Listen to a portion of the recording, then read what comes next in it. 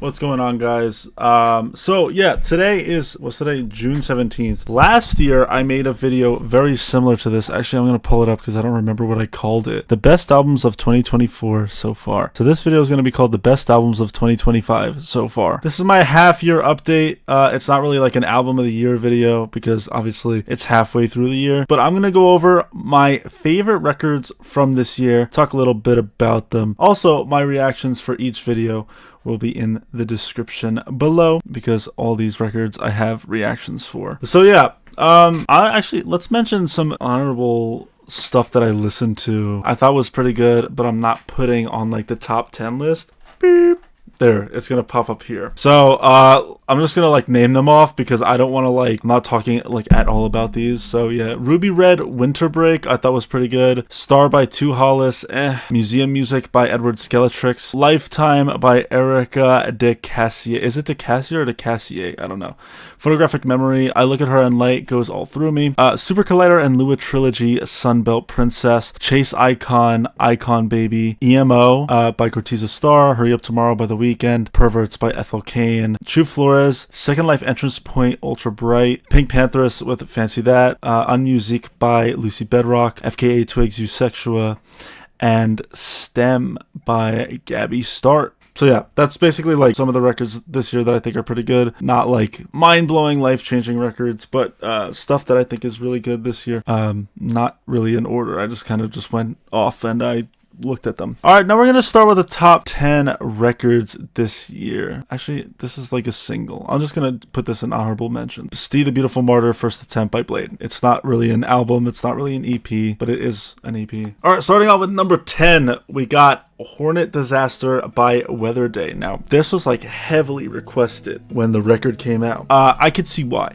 Yeah, this is a very fantastic slacker rock album. If you like emo music, then you would like this record. Weatherday's music is pretty interesting. I still gotta listen to their first record, which a lot of people told me about as I was listening to this record because I did it on stream. Also, it's a funny story with that. The day that I listened to that record is the day that they were playing in New York. And what's funny about that, haha, is that I didn't know that. Or no, it was the day after I listened to the record and they played in New York the day previously. My bad, I got my own story wrong. I think it was pretty good. I haven't listened to it since March 21st when I listened to it initially, but I remember liking it. It's a little long too, 19 songs, but it's 19 good songs. Can't really complain. Next up, we got saoirse Dream's self-titled saoirse Dream. Not really like my most anticipated record that I've listened to this year, but like it was a very fucking good record. Nice elements of hyperpop indie-tronica.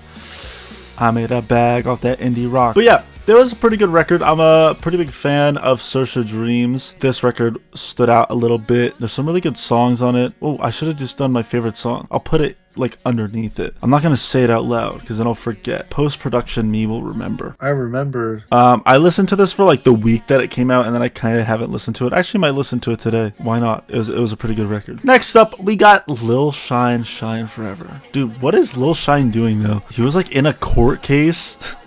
This motherfucker dropped this shit on January 1st in a court proceeding case. Like, I don't know what he's doing now, but he keeps posting shit on Instagram. It's so interesting. I like Lil Shine. I like his sound. I think it's fucking interesting. This was literally the first thing I did in 2025 was listen to this record. We were having a New Year's party at my house and I ran downstairs and I listened to it. That's so typically me. So yeah.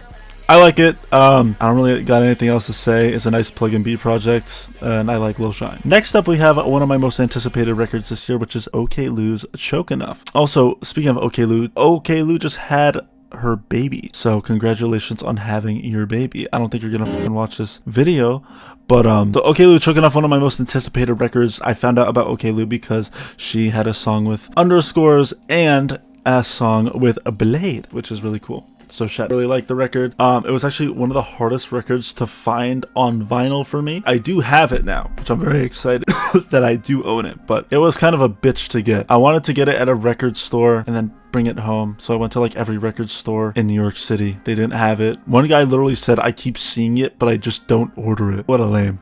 But yeah, I do have it. I succumbed and I ordered it on Amazon. I like the vibe that she has to offer. Next up, we have album music by OOO. I don't know if his name is OOO or it's like ooh or it's just like vibe mode, and that's just like the logo for vibe mode. I don't know how to pronounce this guy's name. It's very intriguing. Basically, I listen to Skeletrix, right? This guy is a producer for Skeletrix. Lydia was like, oh, he has a album out. I'm like, all right, let's listen to it. I didn't record our first reaction. I should have, because it became one of like my favorite records this year. It's so fucking good. Like, it's hard to describe because it's just so interesting. I don't know how to describe it. Actually, let's see how Album of the Year describes it. Experimental hip hop, yeah. Cloud rap, yeah. Glitch, yeah. I like this a lot better than I like Skeletrix's music. I think it's the auto-tune and the amount of like crunchiness. There's so many fun moments on this record. I haven't listened to this in a long time either. Damn, I gotta listen to some of these records again, bro. I really like this record. I definitely recommend it to people who are into experimental hip-hop. It's something very different from what you usually hear in experimental hip-hop, but it's more like sandwiched. It's just like track, and then it's like mastered, but this is like track, and it's very sexy. I'm a very big fan of this record, and I'm very excited to see what he's gonna do next because he's been dropping some singles recently, which is very cool. Next up, oh, we're in the top 5 now. We're getting into the top 5. Next up, we got K1 by kmoe. Now, I just listened to this like last week. I've been waiting for a kmoe album since I heard Home Switcher, and it didn't disappoint. That's really all I gotta say. Also, I maxed out my fucking debit card, like my bank account. I had literally $1 left in my bank account when I was buying the vinyl for this. I listened to it, I'm like, yeah, this is really good. I want to buy the vinyl. I had enough money for the vinyl and shipping, and then I had $0. Now we're back up because Walgreens decided to pay my ass. I've been listening to it in bits and pieces. It really hasn't been like a major part in my life yet. I don't even think it will be a major part in my life, but it's a very good record. It's very fun. It's very nice to listen to. Next up, we got Venturing Ghostholding. Now, I know a lot of people know who I am and my existence because I am a big fan of Jane Remover, and I'm very vocal about my fanness of Jane Remover. When I was in college still, it was like December, this first snowy night of the year. I fell asleep and I had a fat headache. I woke up randomly at 12 and I saw Venturing Ghostholding Valentine's Day. I'm like, whoa! I thought it was dreaming. I thought I was tripping. I went outside in the snow. I walked around in the snow for a little bit. I'm like, wow, I'm very excited for this. Album comes out Valentine's Day. Very exciting. What did I do Valentine's Day? I don't know. I didn't get pussy either. So I listened to it on Valentine's Day and I thought it was very nice first listen. I haven't like changed the rating, I don't think. Yeah, I haven't changed the rating, but there are definitely some higher rated songs on the record. So I gotta rechange the rating. But the rating you're seeing in this video right now is the rating that it was initially at. I'm not changing any of these ratings unless they were already changed before. I love Jane Remover. I really hope that they go in a venturing direction for like a tour maybe, because I didn't get to see Jane Remover on Turn Up or Die because I'm a fucking imbecile. You already know that story. If you know, you know. I'm actually the dumbest fucking person ever. Nevertheless, I own this on vinyl now. I'm very excited to own it on vinyl. It's a very great record, and I'm happy because I still listen to it. Next, we have this is top 3. Wow. Black Country New Road, Forever Howlong. For this, I signed up and I went to a listening party for this record. It's not that I'm not a fan of them. I am a big fan of them. I just don't listen to them. It's like, it's weird. I love their music. I never listen to them. I've listened to this album 3 times, but I feel like I should listen to it more since it's such a high rating and I like the music so much. Also, I should just pull this shit out for this video. Where that shit at? I need to get like something for this. Actually just staying here. It's staying here because I don't have a place to put it, but I have it on vinyl, like a special edition vinyl, and it's signed by the whole band. I just like need like a frame for it, but it's sitting there like in between so it doesn't get like ruined in some way. But yeah, I liked it. I thought it was a pretty nice record. But yeah, listening to it, I have a whole vlog where I go and listen to it because I like drove to another town that was far as away from like my house. That was the closest listening party. Or I could have went to the Sid, but I was tripping. But next up, top 2. Key vs. Locket, I Felt Like a Sketch. Now, I've talked about how I listened to Laura's work previously. I listened to her album that came out last year, which was it should be in the top 10 at that point, I think. If it wasn't, then it was in honorable mentions. I Felt Like a Sketch is a very, very, very sexy record. It's like one of those weird things where I keep saying that I don't like Midwest emo, and then I listen to Midwest emo, and I'm like, this is a fucking amazing experience. Oh yeah, it was number 10. Shut the fuck up. It was number 10 in like my rankings of last year in the halfway point, but it wasn't in my top 10 for the end of the year. But yeah, I felt like a sketch. Very fantastic Midwest emo record. I still listen to it in bits and pieces. There's amazing parts of this record that really just stand out, and I recommend wholeheartedly that people check out if they're into just really nice rock music. I have to listen to more Midwest emo though, and I think you can figure what number one's gonna be.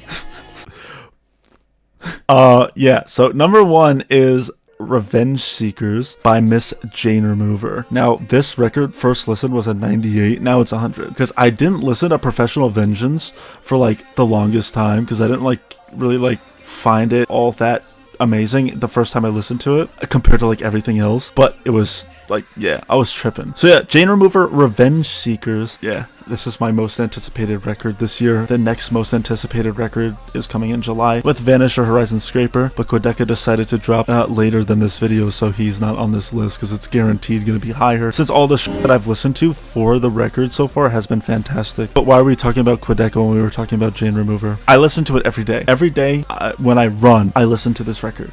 It is my go-to running album for the summer of 2025, which I'm f***ing so hype about because I've been getting back into running, and you know, I'm not like the smallest human, I'm kind of fat. So when I run, like I got back to running a mile yesterday, like a straight mile without breaks, and I listen to this every single time I run because the duration of the album is the duration of my run, or like the time that I go run. But what I want to do, my goal for like the end of the summer, is to get like better at running. Well, not only better at running, but like more like